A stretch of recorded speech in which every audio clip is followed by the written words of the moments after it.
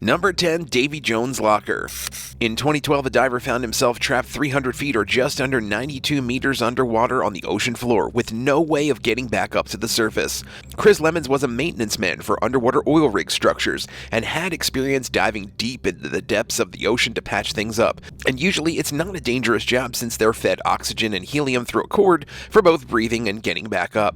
One of Lemons' dives in the North Sea, though, turned into an absolute nightmare when he heard a weather alarm and was asked to retreat ASAP. But as soon as he reached for his umbilical cord, he realized that it had been severed, leaving him stranded at the bottom of the ocean in complete darkness.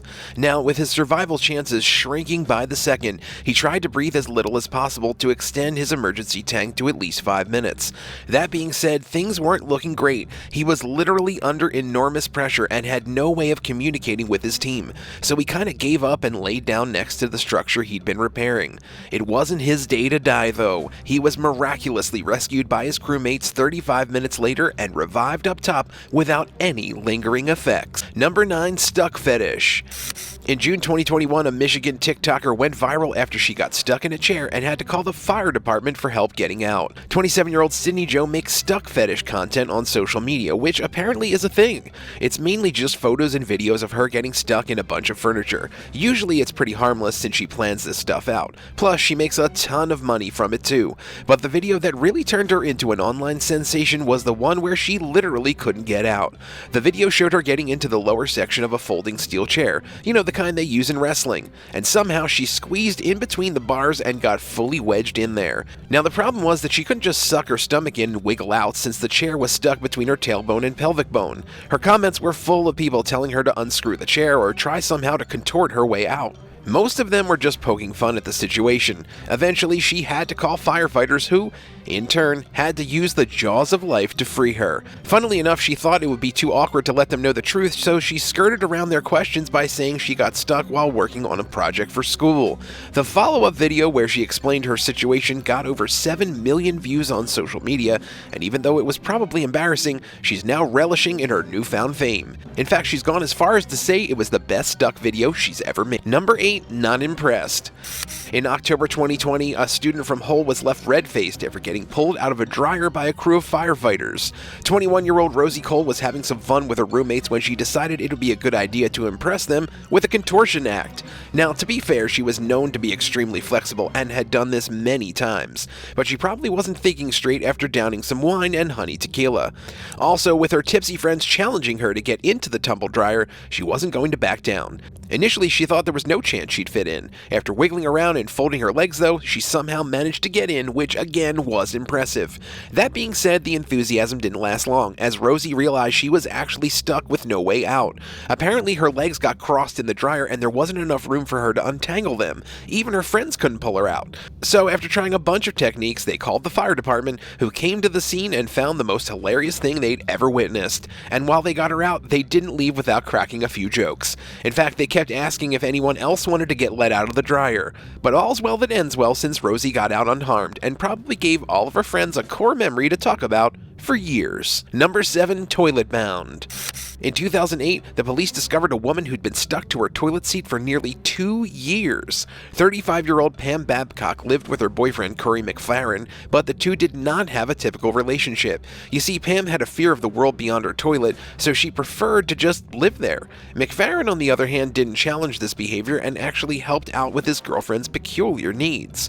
And according to him, he took food and water to her in the bathroom daily, and even asked her to come out, which she replied, maybe tomorrow. The situation got really bad, though, when Pam started spending weeks at a time just sitting on the toilet. As a matter of fact, the seat literally stuck to her legs, making it impossible for her to get up. Now, Corey did call the police to report how something was wrong with his girlfriend, but it was perhaps too late, since not only did they have to use a pry bar to remove the toilet seat, but they physically couldn't separate her from it. So she, along with her seat, had to go to the hospital with open sores and a leg infection. Oh, and apparently her nerves were damaged to such an extent that she probably wouldn't be able to walk again.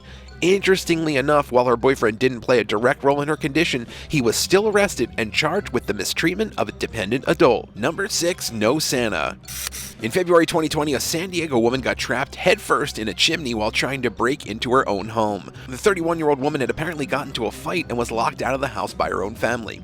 And after trying to break in through windows and doors, she decided to climb to the roof and go down the chimney instead. After all, if Santa can do it, surely she could too. Well, guess not, because even though she jumped in from the top, she never made it to the ground floor. Instead, she got stuck in the middle of the long chimney with her head hanging 6 feet off the ground.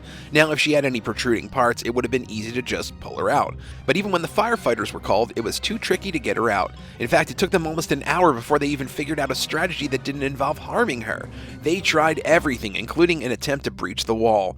At the end, though, it was a rope and a wench system that did the trick. Having said that, she didn't come out completely fine and had to be taken to the hospital on a stretcher. But to be fair, being stuck upside down in a chimney for over an hour does that to you. Would you ever try going down a chimney like Santa? Tell us in the comments and hit that subscribe button while you do. Number 5. Deadly quicksand.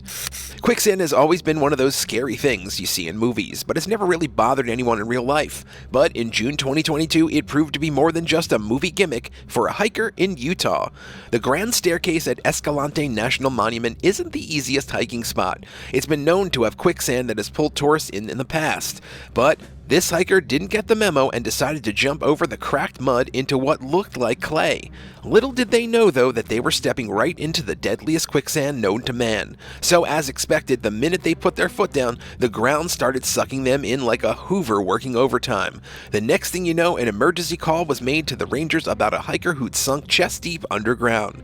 Thankfully, it didn't take a long time for help to arrive, and with some sticks and muscle, the rangers pulled the hiker out of the deep pit. Interestingly enough, the hiker said they wouldn't have escaped without the extra help. Oh, and of course, authorities published a public safety notice after the incident telling hikers to avoid the area. Better safe than sorry. What do you think is the best way to escape from quicksand? Is it to stay perfectly still or flail your arms hoping to grab something? Let us know in the comments below. Number 4. Solitary confinement. People get stuck in elevators all the time, and usually it only takes an hour or two before someone gets the cogs working again. But a New York man had the most harrowing elevator experience that left him scarred for life. Nicholas White was working on the 43rd floor of the McGraw-Hill building when he popped down to the ground floor for a quick cigarette break. It was nothing out of the ordinary for him, just another day in the office when he headed down for a smoke.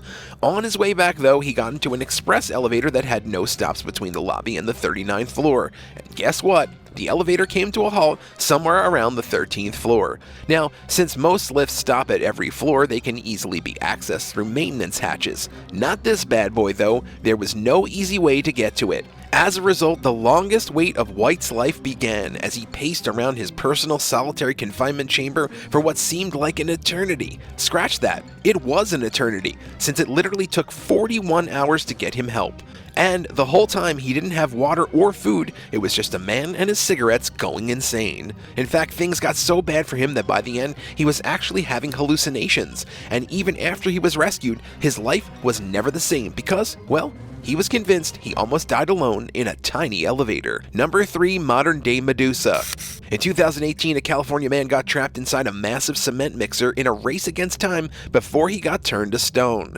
The 23-year-old man was an employee of the U.S. Pipe and Foundry that had recently been promoted to a supervisor position on the construction site. Cement hoppers are notoriously hard to get inside since they're tall and have small openings. Once you fall in, though, well, you're in big trouble. That's exactly what happened as he leaned in just a bit too much while cleaning. Oh, and of course his legs instantly started sinking into the cement, which was quickly hardening around him. It was like a classic Looney Tunes story where someone was turning to stone.